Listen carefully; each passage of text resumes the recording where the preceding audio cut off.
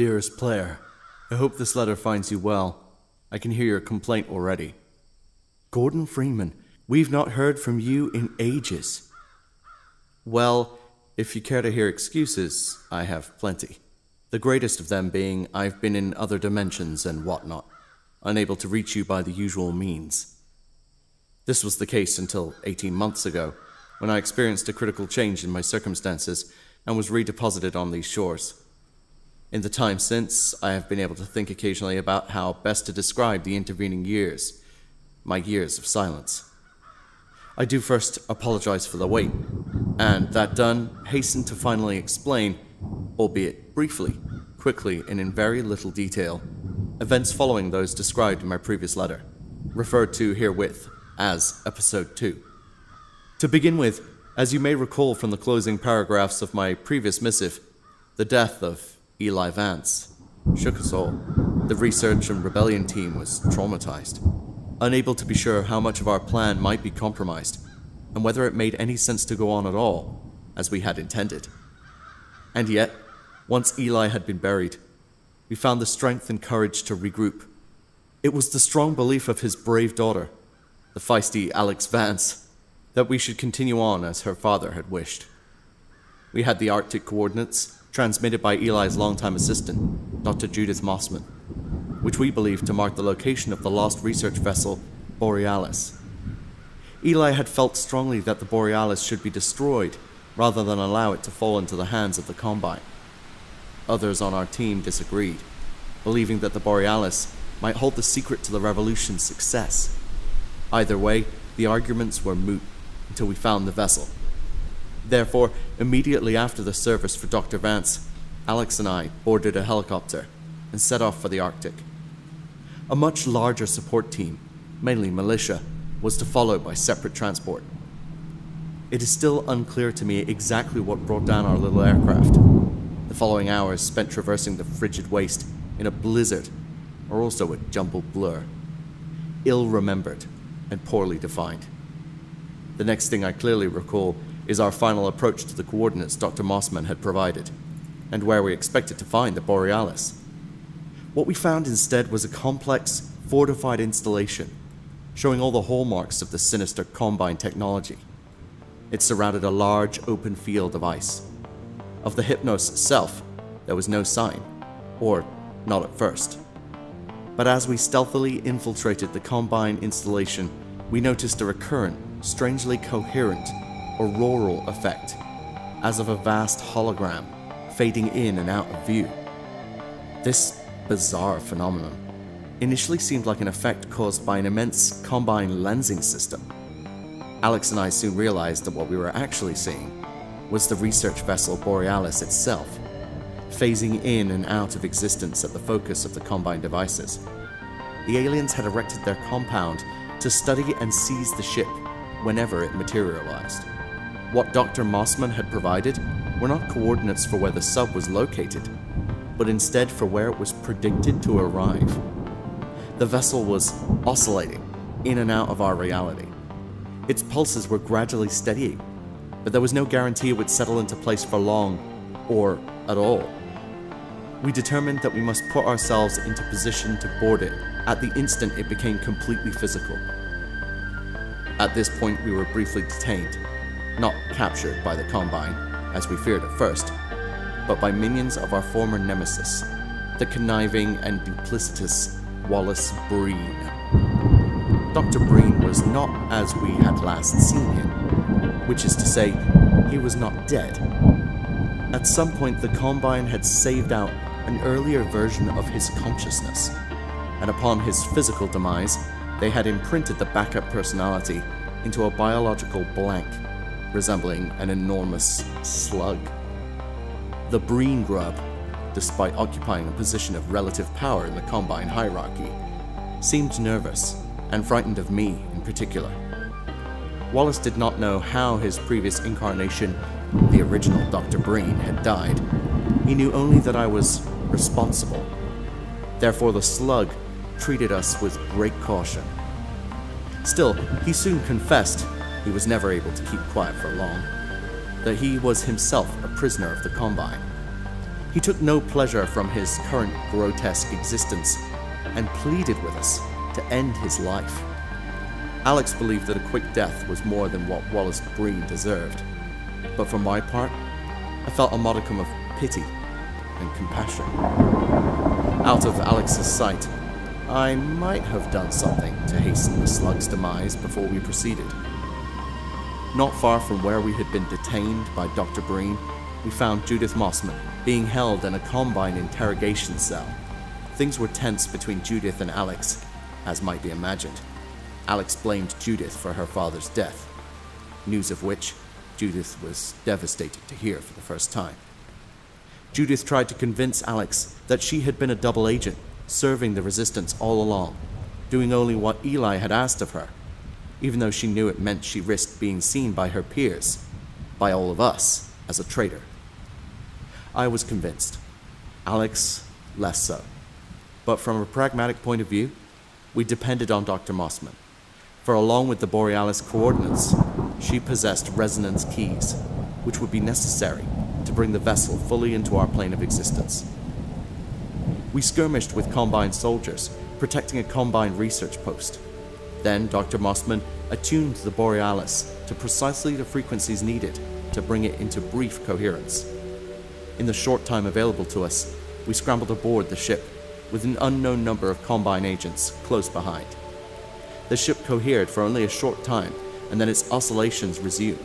It was too late for our own military support, which arrived and joined the Combine forces in battle just as we rebounded between universes, once again unmoored. What happened next is even harder to explain. Alex Vance, Dr. Mossman, and myself sought control of the ship, its power source, its control room, its navigation center. The ship's history proved non-linear. Years before, during the Combine invasion, various members of an earlier science team working in the hull of a dry-docked vessel situated at the Aperture Science Research Facility in Michigan had assembled what they called the bootstrap device. If it worked as intended, it would emit a large field, large enough to surround a ship. This field would then itself travel instantaneously to any chosen destination without having to cover the intervening space. There was no need for entry or exit portals, or any other devices. It was entirely self-contained. Unfortunately, the device had never been tested. As the Combine pushed Earth into the 7-hour war, the aliens seized control of our most important research facilities. The staff of the Borealis, with no other wish than to keep the ship out of Combine hands, acted in desperation. They switched on the field and flung the Borealis toward the most distant destination they could target, the Arctic. What they did not realize was that the bootstrap device traveled in time as well as space.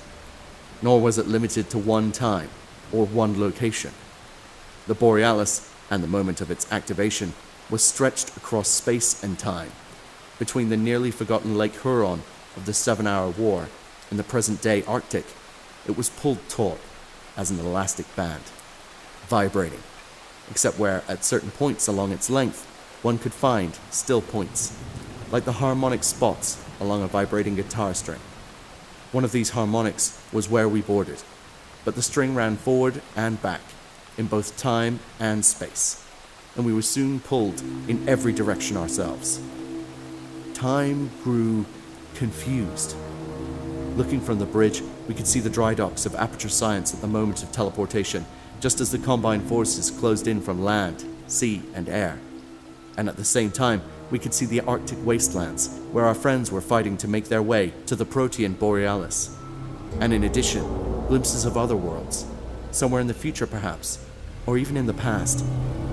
Alex grew convinced we were seeing one of the Combine's central staging areas for invading other worlds, such as our own. We, meanwhile, fought a running battle throughout the ship, pursued by Combine forces. We struggled to understand our situation and had to agree on our course of action. Could we alter the course of the Borealis?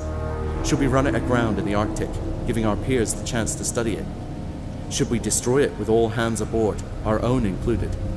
It was impossible to hold a coherent thought, given the baffling and paradoxical time loops which passed through the ship like bubbles. It felt like I was going mad, that we all were, confronting myriad versions of ourselves in that ship that was half ghost ship, half nightmare funhouse. What it came down to, at last, was a choice. Judith Mossman argued, reasonably, that we should save the Borealis and deliver it to the Resistance, that our intelligent peers might study and harness its power. But Alex reminded me that she had sworn she would honor her father's demand that we destroy the ship. She hatched a plan to set the Borealis to self-destruct while riding it into the heart of the Combine's invasion nexus. Judith and Alex argued. Judith overpowered Alex and brought the Borealis area, preparing to shut off the bootstrap device and settle the ship on the ice.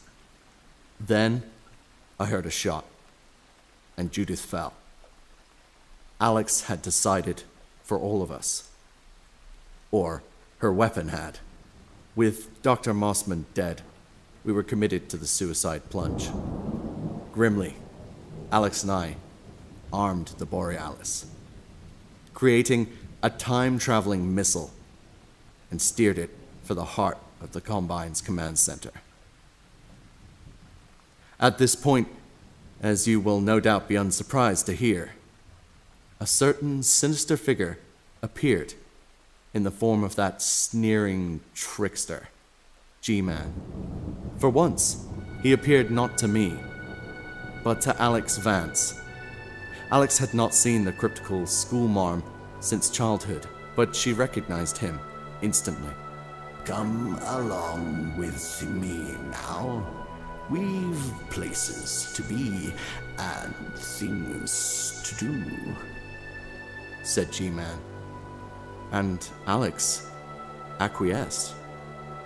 She followed the strange gray man out of the Borealis, out of our reality. For me, there was no convenient door held open, only a snicker and a sideways glance. I was left alone, riding the weaponized research vessel into the heart of a Combine world. An immense light blazed. I caught a cosmic view of a brilliantly glittering Dyson sphere. The vastness of the Combine's power, the futility of our struggle, blossomed briefly in my awareness. I saw everything. Mainly I saw how the Borealis, our most powerful weapon, would register as less than a fizzling match head as it blew itself apart. And what remained of me would be even less than that. Just then, as you have surely already foreseen, the Vortigaunts parted their own checkered curtains of reality, reached in as they have on prior occasions, plucked me out and set me aside. I barely got to see the fireworks begin. And here we are. I spoke of my return to the shore. It has been a circuitous path to lands I once knew, and it's surprising to see how much of the terrain has changed.